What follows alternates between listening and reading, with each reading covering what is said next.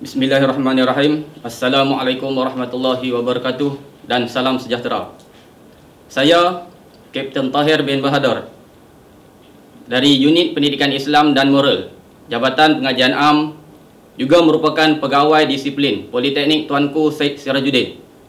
Saya akan menyampaikan taklimat peraturan tata tertib Politeknik. Dokumen rujukan pelaksanaan taklimat ini adalah Akta 174, iaitu Akta Institusi-Institusi Pelajaran Tata Tertib 1976, pindaan sehingga Jun 2012, Buku Panduan dan Peraturan Am Pelajar Politeknik, serta pekeliling dan dokumen berkaitan. Pegawai-pegawai terlibat dalam pengurusan disiplin. Pertamanya, Pegawai Hal Ehwal Pelajar, Pegawai Hal Ehwal Pelajar Kebajikan dan Disiplin, Pegawai Disiplin Politeknik, Pegawai Disiplin Jabatan, serta Jawatan Kuasa Disiplin Pelajar. Urustia Tata Tertib Pelajar terdiri dari Pegawai Hal Ehwal Pelajar Kebajikan dan Disiplin, Pegawai Disiplin Politeknik, serta pegawai-pegawai dilantik. Tujuan untuk mengurus perbicaraan pelajar mengikut Akta 174 dan pindaan-pindaannya. Panduan dan peraturan am, yaitu berkaitan pakaian dan penampilan diri, kad pelajar, kebersihan dalam kampus atau kamsis, tata tertib lalu lintas, serta peraturan am kamsis asrama. Kad pelajar wajib dipakai sebilang masa semasa di dalam kawasan kampus atau kamsis. Denda tidak memakai kad pelajar, sekiranya tidak memakai kad pelajar akan dikenakan denda sebanyak RM50. Kad pelajar tidak boleh diconteng, ditukar butiran ataupun diubah suai. Tidak dibenarkan memakai kad pelajar orang lain.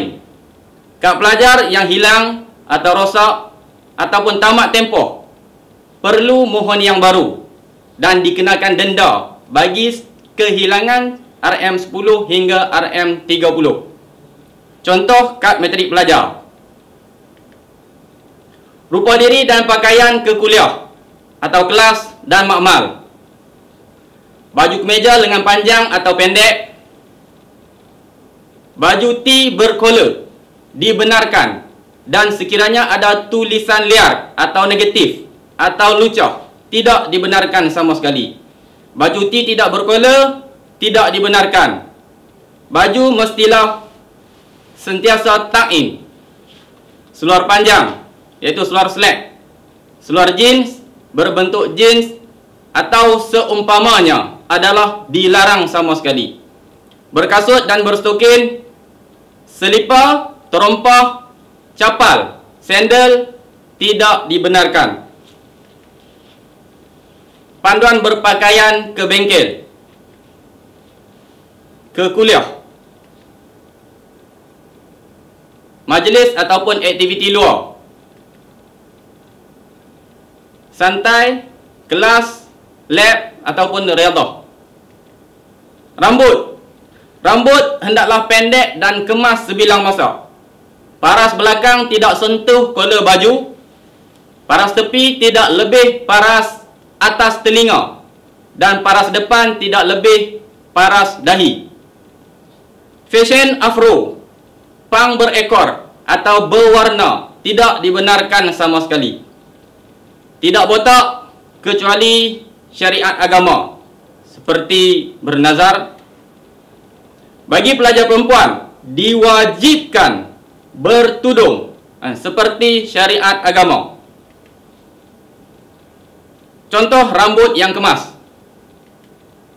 rambut yang tidak kemas atau yang tidak dibenarkan. Style gaya rambut tidak dibenarkan.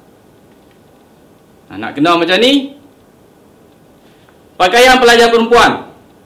Pelajar perempuan hendaklah berpakaian tidak menjolok mata, tidak ketat, jarang, nipis, dan mendedahkan mana-mana bahagian badan. Tidak dibenarkan sama sekali. Tidak dibenarkan memakai skirt pendek dari paras lutut. Berseluar ketat tidak dibenarkan. Selipar, terompah, sandal dan kasut tumit runcing tidak dibenarkan. Rambut kemas tidak diwarnakan. Dan pelajar Muslim wajib menutup aurat. Pakaian pelajar perempuan yang dilarang sama sekali. Selipar tidak dibenarkan ke kuliah. Kasut pelajar perempuan ke kuliah. Contoh kasut pelajar perempuan ke kuliah. Kesalahan-kesalahan yang boleh digantung pengajian. Terdapat 31 bentuk kesalahan boleh digantung. Rujuk buku panduan peraturan am, muka surat 6 hingga 7. Antaranya ialah vandalism, dadah, mabuk, berjudi, memiliki bahan lucah, memeras ugut, berkhalwat, bergaduh, berkelakuan biadab, mencuri dan lain-lain. Contoh kesalahan berjudi di dalam kampus. Contoh dadah yang sering digunakan oleh pelajar. Larangan merokok dan vapor, iaitu rokok elektronik. Pelajar dilarang merokok dan vapor di mana-mana kawasan kampus Politeknik Tuanku Syed Sirajuddin. Larangan merokok, Peraturan Kawalan Hasil Tembakau 2004, Pembahagian Undangan Akta 324 2004. Di dalam senarai kawasan larangan merokok yang diwartakan oleh Kementerian Kesihatan Malaysia, termasuklah tempat dilarang merokok. Peraturan 11 Subsection 1, tiada seorang pun boleh merokok. Kurungan J, di mana-mana kawasan di dalam sesuatu institusi pendidikan atau institusi pendidikan tinggi, sama ada IPTA ataupun politeknik. Denda RM50 akan dikenakan jika melakukan kesalahan tersebut. Lain-lain kesalahan tidak boleh terlibat dalam apa-apa perniagaan, pekerjaan part-time atau full-time. Pelajar bukan penghuni asrama tidak dibenarkan berada di asrama pada bila-bila masa. Kawasan larangan. Kawasan atau blok kediaman pelajar perempuan adalah kawasan larangan. Perbincangan hal akademik atau aktiviti co-curriculum secara berkumpulan boleh diadakan dalam keadaan sopan di kafeteria atau mana-mana tempat dibenarkan hingga jam 11 malam sahaja.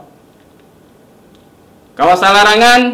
Kawasan bangunan pentadbiran adalah kawasan larangan selepas 07.00. Kawasan bangunan jabatan bilik kuliah adalah kawasan larangan selepas jam 07.00, kecuali berada bersama pensyarah atau kaki tangan jabatan. Kenderaan persendirian perlu didaftar di dalam online SPMP dan dapat kelulusan politeknik untuk motosikal sahaja. Memperolehi stiker yang sah dan dipamerkan di parking khas pelajar sahaja. Kehilangan atau sebarang kerosakan adalah tanggungjawab sendiri. Kenderaan pelajar KAMSIS. Mulai sesi Disember 2013, pelajar KAMSIS bagi semester 1 hingga semester 3 tidak lagi dibenarkan membawa kenderaan ke PTSS. Hanya pelajar senior, iaitu semester 4 hingga 6 sahaja akan dibenarkan bagi membawa kenderaan ke KAMSIS PTSS. Bagi pelajar semester 4 hingga 6, pelajar KAMSIS hanya dibenarkan untuk parking di kawasan asrama seperti mana yang telah ditetapkan. tindakan saman akan dikenakan sekiranya pelajar didapati parking di kawasan yang tidak dibenarkan. Kenderaan pelajar luar. Pelajar luar dibenarkan untuk membawa masuk motosikal dan kereta ke dalam kawasan politeknik. Motosikal parking di kawasan perhampiran pintu pagar politeknik, manakala kereta dibenarkan untuk parking di parking berdekatan dengan pentadbiran. Mesti mempunyai stiker dan stiker mesti dipamerkan. Tindakan saman akan diambil sekiranya terdapat pelajar yang melanggar peraturan akibat tidak mematuhi peraturan lalu lintas di kampus. Syarat utama permohonan kelulusan. Pertama, mempunyai lesen yang sah, cukai jalan yang sah termasuk insurans, kad pelajar, salinan geran kenderaan. Dan permohonan adalah secara atas talian, online. Pelanggaran peraturan am politeknik. Tindakan secara pentadbiran sebagaimana yang ditentukan oleh politeknik. Kaedah-kaedah tata tertib yang boleh dikenakan, iaitu kaedah 48 Akta Institusi Pelajaran Tata Tertib 1976, iaitu Akta 174. Hukuman tata tertib.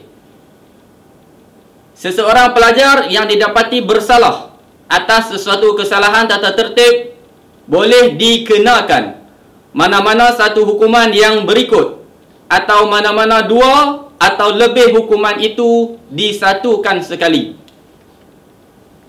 Bentuk hukuman sama ada berbentuk amaran, denda tidak melebihi RM500,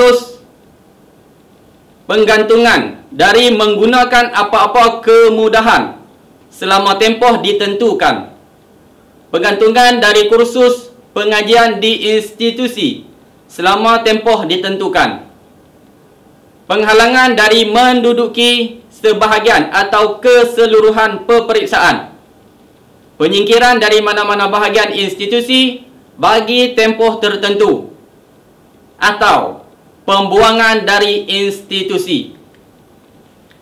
Pindaan terhadap Seksyen 26(A), kesalahan-kesalahan berkaitan rupa diri, pakaian, kad pelajar, bising, kebersihan, boleh didenda tidak melebihi RM50 bagi setiap kesalahan.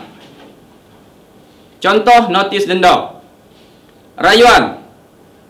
Rayuan lisan terhadap denda yang dikenakan hendaklah dibuat dalam tempoh tidak melebihi 7 hari kepada pegawai hal ehwal pelajar dari tarikh sama dikenakan. Sama ada ketua melalui Ketua Jabatan Hal Ehwal Pelajar Encik Mazrul Hisham bin Man Ali ataupun Puan Zulina binti Yusuf, Pegawai Hal Ehwal Pelajar Kebajikan Disiplin. Bayaran penuh denda hendaklah dibuat selepas tempoh tersebut. Pembayaran hendaklah dijelaskan di unit kewangan PTSS dalam tempoh 14 hari bekerja daripada tarikh denda dikeluarkan. Resit pembayaran denda hendaklah diserahkan kepada pegawai hal ehwal pelajar ataupun di kaunter Jabatan Hal Ehwal Pelajar dalam tempoh 3 hari bekerja daripada tarikh pembayaran denda dibuat. Akibat tidak membayar saman.